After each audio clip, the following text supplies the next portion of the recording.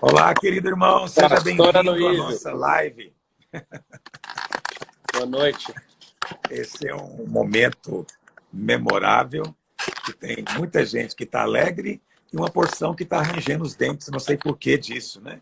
Não sei por que hoje me trataram tão mal, me xingaram tanto.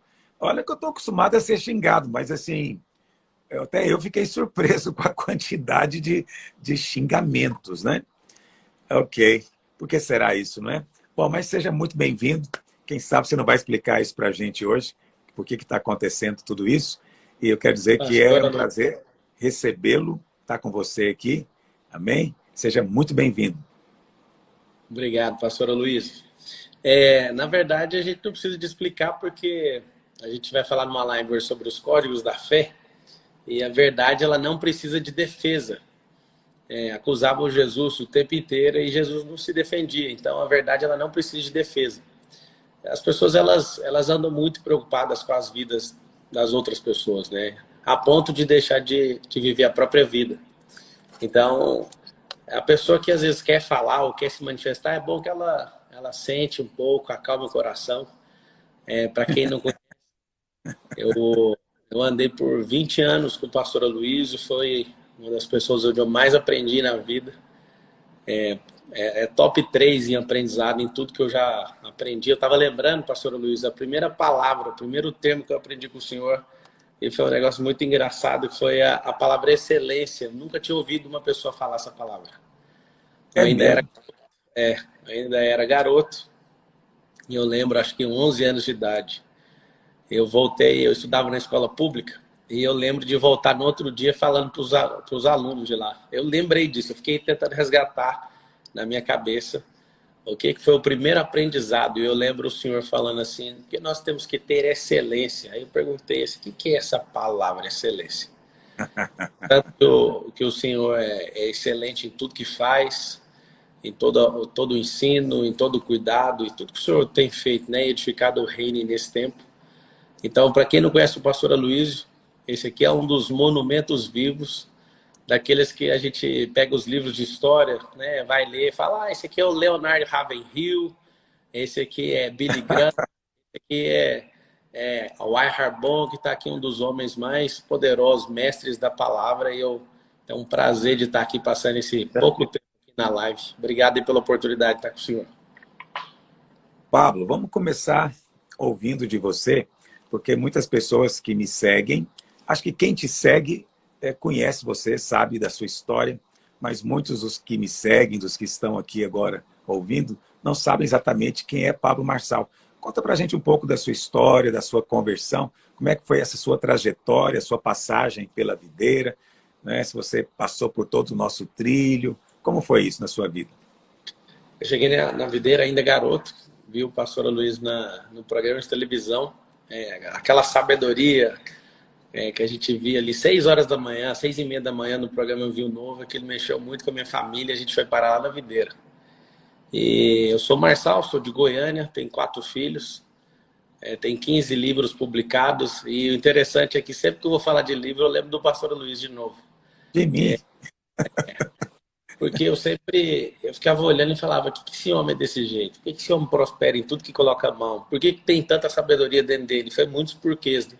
Eu lembro quando eu era adolescente, lá na igreja, e eu vi uma criança uma vez falar assim, eu gosto de ouvir esse padre. A criança nem sabia que era um pastor, e aí a criança falava assim, eu gosto muito de ouvir esse padre. E eu falava, por que criança gosta, idoso gosta, por que todo mundo gosta de ouvir esse homem, né?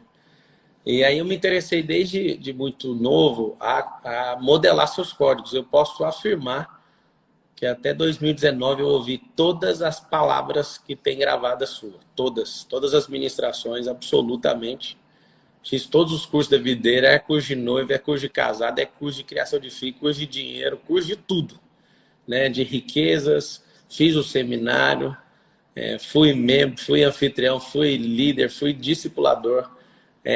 Abro meu coração aqui para falar para todo mundo que eu achava que eu tinha um chamado de pastoral, e ao longo do tempo o senhor foi me falando que era outra coisa, e eu queria insistir nisso porque a videira é uma grande, é uma multiplicação de talento É, do pastor Luiz e aqui do Não.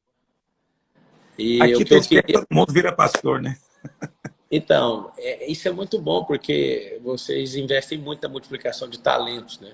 E eu sei que eu vi o senhor quando a igreja era pequena, né? Acho que eu cheguei na videira, tinha 300 membros, era bem pequeno mesmo. 300, não, era 600 membros. E eu lembro que era uma igreja pequena, e lembro o carro que o senhor ia para a igreja, e É eu vi, mesmo?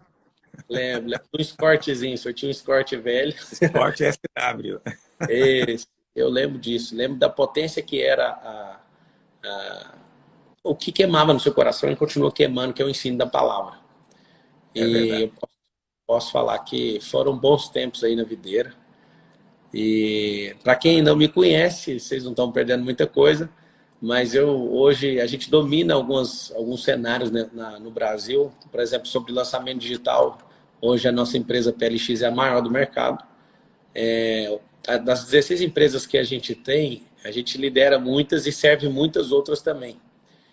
Sou daí de Goiás, né, sou de Goiânia, tenho 33 anos, vou fazer 34 amanhã, está sendo um presente de aniversário essa live aqui com o senhor. Então, Parabéns, então, antecipadamente. obrigado. 34 anos. Olha, eu quero dizer uma coisa para você, Pablo Marçal. Eu sei que eu não tenho que dar satisfação para ninguém. E, de fato, eu cada dia sou mais livre disso. Não tenho nada a provar mais, não tenho nada a temer, não tenho nada para correr. É muito bom ter essa liberdade, acredite em mim. Mas eu preciso de testemunhar algo. De fato, não da sua pessoa, mas assim, houve discordância de alguma coisa que você falou e que você acredita que eu penso diferente, e eu manifestei a minha discordância. Mas, no ano passado, nós passamos por um tempo de muita perseguição, houve um levante, né, de gente querendo realmente, inclusive a palavra era essa, ia acabar com a igreja, em 3 meses não ia sobrar ninguém, coisas desse tipo, né? E muita calúnia foi falada a meu respeito. E você sabe, muitas pessoas se levantaram para me defender, muitos irmãos aqui da igreja, que são muito amorosos, pastores, né, do ministério. Mas, naquela altura, a sua palavra realmente ela me tocou muito, eu preciso dizer isso para todo mundo. Porque todos que vieram me defender diziam, não, pastor, ainda que fosse verdade, estamos juntos. Ainda que seja verdade, eu quero dizer que nós não nos importamos. E aquilo eu falava, mas não é verdade. Assim, que coisa que eu tenho que dizer para vocês, né? E aí mandaram, né, um print de um post que você fez, dizendo, né, que mais ou menos assim, pelo pastor Aloysio eu coloco a mão no fogo. Isso é uma afirmação extremamente arrojada, ousada, e dependendo de quem faz, até perigosa, inconsequente, né? Colocar a mão no fogo por alguém.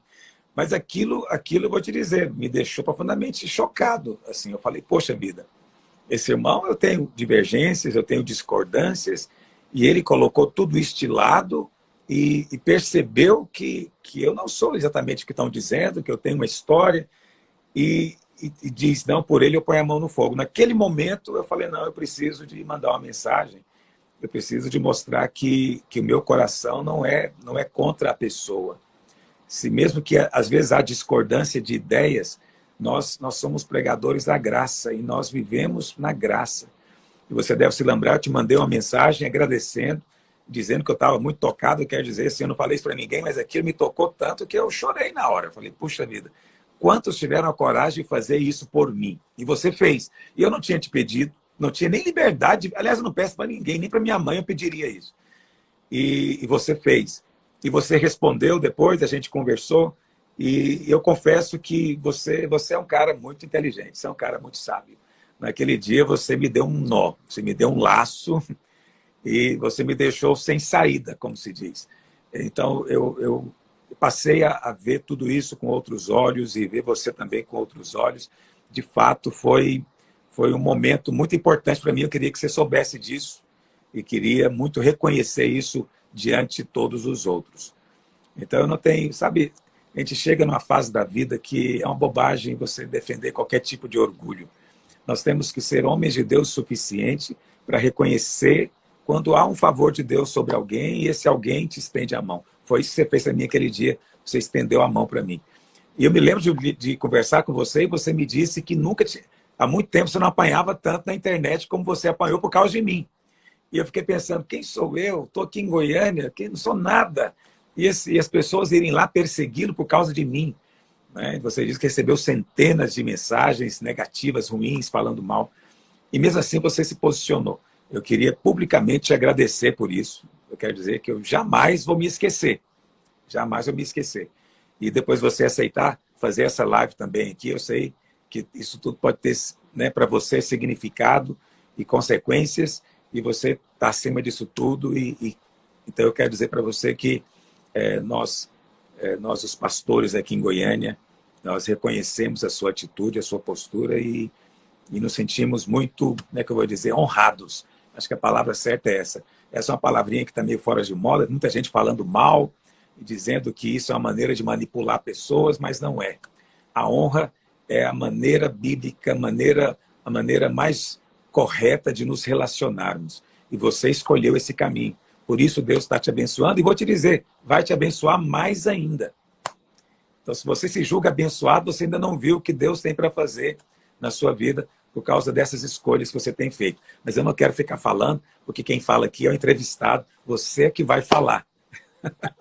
Essa questão de colocar a mão no fogo, eu fiz uma análise no dia que eu respondi e eu pensei, no máximo umas 5 pessoas eu tenho coragem de colocar a mão no fogo. Conhecer o coração de uma pessoa é bastante difícil e como eu andei 20 anos aí na videira, eu conheço bem próximo tudo, né? Posso falar assim com segurança, né? Tudo que você fez, tudo que você deixou de fazer. Eu fui funcionário na igreja. Um fato interessante para quem está assistindo, o próprio pastor Luiz me demitiu. Né, Demitir. Nós temos uma história longa, né? Demitir. Olha como é que eu sou um mau administrador, tá vendo? Isso tudo só prova que eu preciso muito da graça de Deus. Demitir você. Agora, onde você está hoje? Jesus da glória. Ainda bem, né, que foi demitido. E eu vi sempre... Uma coisa que sempre me chamou a atenção ao seu respeito, pastor Luiz, foi quando o senhor errava. E eu nunca te falei isso e nunca falei isso para ninguém. Eu vou falar aqui publicamente. Eu tenho o senhor como um pai de verdade. Obrigado. Dependendo de um erro ou de outro, o que acontecer, eu sei o que significa o princípio da honra, que nunca vai entrar em desuso, porque a honra é a matéria-prima da criação. Então, todos os princípios eles foram estabelecidos até o 7º dia. E quando eu descobri isso, eu falei, eu não posso abrir nenhuma vírgula. Posso falhar, errar, posso fazer tudo, menos abrir mão dos princípios. Então, eu posso asseverar, né? Vou falar uma palavra bem bonita aqui. Asseverar para o senhor, você nunca viu ninguém, nunca ouviu eu falando mal do senhor, porque eu sei o que é honra. Então, eu posso falar, as pessoas elas colocaram intriga entre nós, eu tenho certeza que é por conta do crescimento que a gente teve. O senhor, mais do que ninguém sabe que uma árvore frutífera vai levar pedrada todos os dias, isso é bom. Ou você leva pedrada ou você leva machadada, né, para ser lançado no fogo. Agora, eu conheço o senhor por 20 anos e eu falei isso para os meus sócios o dia que eu te defendi, veio todo mundo fazer pergunta, vários irmãos que andaram comigo também no tempo de videira. E eu falei para eles, é difícil você andar perto de alguém por 2 décadas e não ver deslize moral, não ver a pessoa perder o coração, não é um negócio fácil. Então eu coloco a mão no fogo por ele e apontei o dedo na cara de alguns dos meus sócios e falei, por você eu não ponho a mão, por você eu não ponho. Porque tem coisas que eu preciso ver você na prova, né? Preciso ver você no deserto. Salomão falou 3.000 anos atrás, é na crise que se conhece um fraco. Eu já te vi várias vezes na crise e ali na crise eu vi a força, né, que o Senhor foi forjando ao longo do tempo dentro do seu coração. Então é por isso que eu coloco e ainda coloco, mesmo sem saber o que o Senhor está fazendo. Porque quando você sabe a essência dessa árvore, às vezes ela pode até estar doente, mas ela não perde a essência dela. Eu sei verdade. O general do reino que o Senhor é, sei a sua seriedade com tudo que o Senhor te deu. Eu já me retorci aí no banco da videira, aí no Bueno, assistindo as suas palavras. E eu sempre suspeitei que não era algo humano que saía da sua boca. Então, eu falo mais uma vez, se alguém vier falar mal, eu nem vou entrar no erro. Eu nem quero saber o que foi feito, porque eu passei 2 décadas e eu vi o coração que o senhor tem, como que o senhor enxerga o reino, como que o senhor multiplica o talento que está aí dentro. Então, não são erros que definem as pessoas. Eu vi também muitas pessoas passaram pela videira. É uma igreja gigantesca, para quem não conhece, é uma igreja de mais de 300 mil membros no mundo. Eu vejo que várias pessoas saíram muito magoadas porque elas tinham expectativas próprias e não entenderam quem era elas no reino, né? Na edificação do reino. Então, todo mundo que às vezes está assistindo e está aqui caçando alguma coisa para criar um reverb negativo, descobre quem é você na edificação, ao invés de cobrar de algum obreiro.